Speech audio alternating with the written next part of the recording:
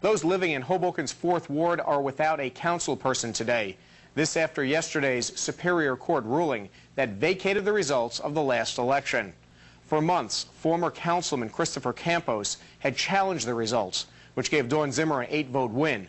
Now the two will go back to the campaign trail with an eye toward a special election in November. Sherry Carabin has more. Funny things have been happening in Hoboken for 20 years, so it doesn't surprise me. That was the general sentiment on the streets of Hoboken today. This after 4th Ward Councilwoman Dawn Zimmer agreed on Tuesday to void her own election results and give up her seat on the council.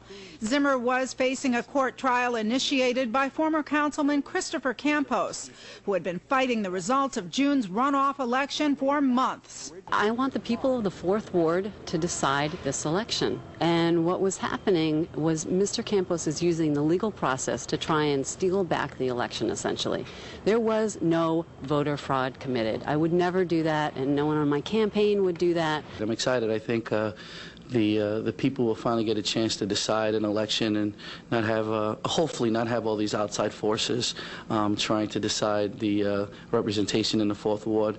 I think we've reached an understanding that satisfies both parties. The runoff election gave Zimmer a slim 8-point victory over Campos, whose challenge focused on absentee ballots. Specifically, Campos alleged that a dozen ballots were wrongly counted and another dozen votes were improperly discounted. He is looking at the innocent actions of voters who voted by mail and questioning those. I truly feel that the assertions and the allegations that we claim based on Ms. Zimmer's response in vacating the seat proves that they had some merit.